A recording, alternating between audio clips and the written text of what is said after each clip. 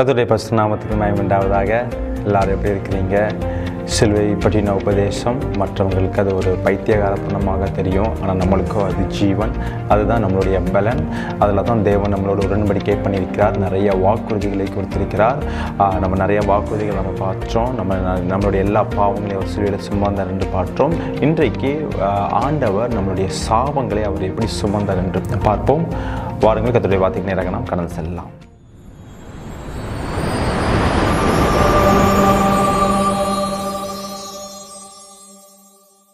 சங்கீதம் 21:3 உத்தம ஆசீர்வாதங்களோடு நீர் அவருக்கு எதிர்கொண்டு வந்து அவர் சிரசில் பொற்கிரீடம் தரிப்பிக்கிறீர்.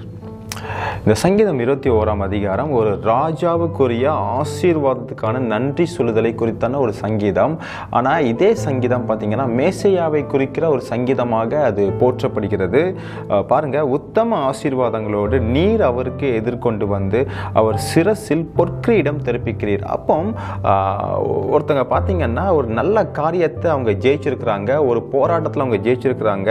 அவங்களுக்கு ஒரு ராஜா எப்படி பண்ணுகிறார் என்றால் உத்தம ஆசீர்வாதங்களோடு வந்து அவருக்கு எதிர்கொண்டு வந்து அவர் சிரசில் அவங்க தலையில ஒரு கோல்டன் கிரவுனை வைக்கிறாங்க, ஒரு பொற்கிரீடத்தை வைக்கிறாங்க. மத்தேயு 27:29 முள்ளுகளால் ஒரு முடியை பின்னி அவர் சிரசின் மேல் வைத்து அவர் வலது கையில் ஒரு கோலை கொடுத்து.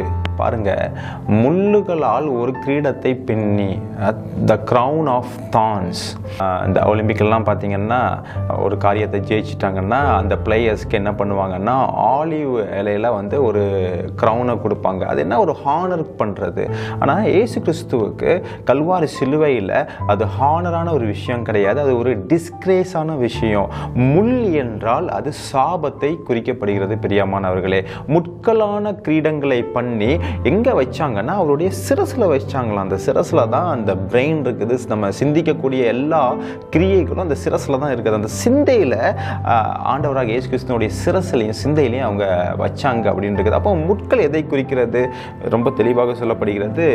ஆதியாகமம் 3:17-18 பின்பு அவர் ஆதாமை நோக்கி, நீ உன் மனைவியின் வார்த்தைக்கு செவி கொடுத்து புசிக்க வேண்டாம் என்று நான் உனக்கு விலக்கின விருட்சத்தின் கனியை புசித்தபடியினாலே பூமி உன் நிமித்தம் சபிக்கப்பட்டிருக்கும். நீ உயிரோடு நாளெல்லாம் வருத்தத்தோடு அதன் பலனை புசிப்பாய். அது உனக்கு முள்ளும் குறுக்கும் முளைப்பிக்கும் வெளியின் பயிர் வகைகளை புசிப்பாய். பாருங்க, அது உனக்கு முள்ளும் குறுக்கும் முளைப்பிக்கும். என்னைக்கு பாவம் வந்ததோ, மனிதனுக்கும் தேவனுக்கும் நடுவாக பாவம் இந்த 3ஆம் அதிகாரத்தில் வந்ததோ அன்றைக்கே சாபம் வந்தது. அந்த முட்கள் வந்து சாபத்தை குறிக்கின்றது. அந்த சாபத்தை ஆண்டவராக இயேசு கிறிஸ்து கல்வாரி சிலுவையில் தம்முடைய சிரசில் அவர் சுமந்தார். ஆண்டவராக இயேசு கிறிஸ்து கல்வாரி சிலுவையில் அவர் நம்மளுக்காக அவர் சாபமானார். கலாத்தியரில் தெளிவாக போட்டிருக்கிறது, நம் நிமித்தமாக, நம்மளுடைய பாவங்கள் சாபங்கள் நிமித்தமாக அவர் கல்வாரி சிலுவையில் சாபமாகி ஆபிரகாமுடைய எல்லா உன்னத ஆசீர்வாதமும் நம்மளுடைய சிரசில் வைத்தார் என்று பிரியமானவர்களே.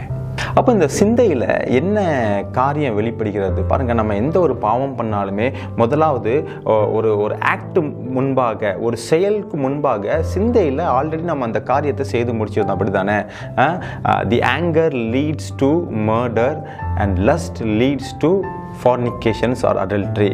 ஒரு கோபமான வார்த்தைகள், ஒரு சண்டைக்கு ஒரு சண்டை போடுறாங்க, ஒரு கொலை பண்ணுறாங்கன்னா அதுக்கு முன்பாக என்ன நடக்குதுன்னு நீங்கள் ஆராய்ஞ்சு பார்த்தீங்கன்னா கோபமான வார்த்தைகளை பேசுவாங்க, கோபமான காரியங்களுக்கு ஏதுவாக அவங்க நடப்பாங்க.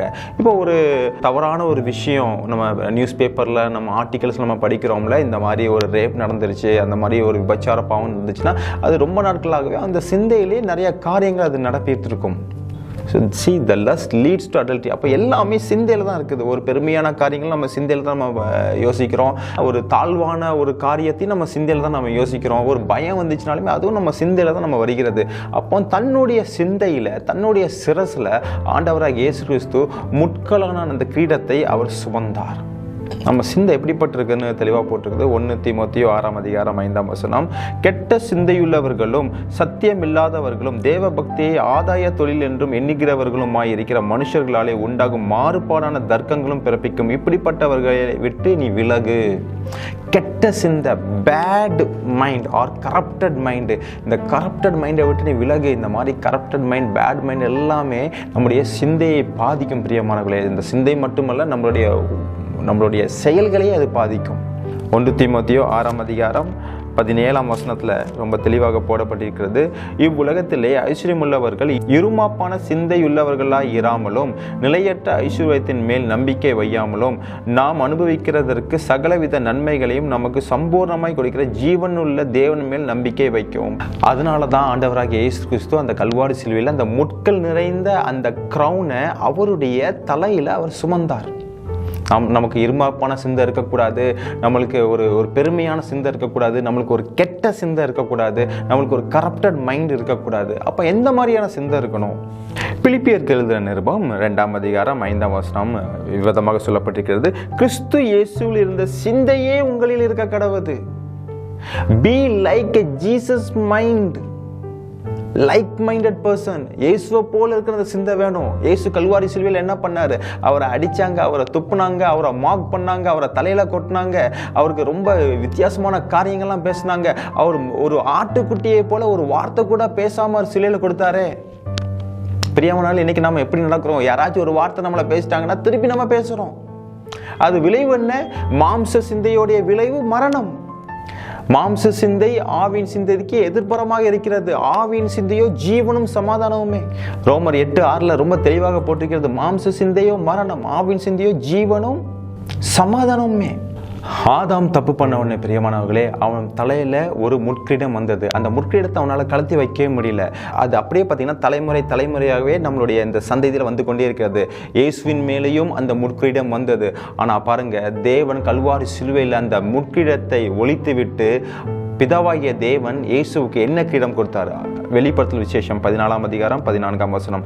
பின்பு நான் பார்த்தபோது இதோ வெண்மையான மேகத்தையும் அந்த மேகத்தின் மேல் மனுஷகுமாரனுக்கு ஒப்பானவரையும் தமது சிரசின் மேல் பொற்கிரீடத்தையும் தமது கையிலே கருக்குள்ள அறிவாளையும் உடைய ஒருவர் உட்கார்ந்திருக்கதையும் கண்டேன். பாருங்க பிரியமானவர்களே, முட்கிரீடத்தை அவர் தகர்த்து போட்டு சிலுவையோடு அந்த முட்கிரீடம் தகர்க்கப்பட்டு விட்டது. அதற்கு பதிலாக ஒரு பொற்கிரீடத்தை பிதாவாகிய தேவன் ஆண்டவராகிய இயேசு கிறிஸ்துவுக்கு கொடுத்திருக்கிறார்.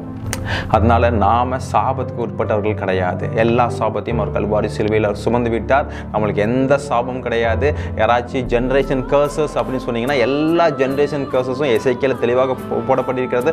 அவனவன் பாவத்தை அவன் சுமந்திருக்க வேண்டும். தப்பனுடைய பாவத்தை பிள்ளை சுமக்கணும்னு அவசியம் இல்லை. பிள்ளையுடைய பாவத்தை அவனுடைய பிள்ளை சுமக்கணும்னு அவசியம் இல்லை. No generation curses. எல்லா கர்சஸும் ஆண்டவராக இயேசு கிறிஸ்து கல்வாரி சிலுவையில் சுமந்தார். அதனால் ரொம்ப சந்தோஷமா இருங்க. எந்த பாவத்திற்கும் நாம் உட்படுத்தவே கூடாது. நம்ம பார்த்தோம் பார்த்தீங்களா, மாம்ச இச்சை, கண்களின் இச்சை, ஜீவனத்தின் பெருமை. இந்த பாவத்துக்குள் நம்ம போகாமல் இருந்து தேவனுடைய வார்த்தையின்படி கேட்டு அவருடைய சித்தத்தை நம்ம நிறைவேற்றும்படி நம்ம இருந்தோம்னா நம்ம வாழ்க்கையில் எந்த சாபமும் இருக்காது. பிரியமானவர்களே, ஆண்டவராக இயேசு கிறிஸ்து கல்வாரி சிலுவையில் நம்முடைய எல்லா சாபத்தையும் அவருடைய சிரசில் அவர் சுமந்தார். I hope this video will be very blessed for you, and if so, please then share this video to your friends and relatives. Let them also be blessed. Thank you. God bless you. Bye from Deepak.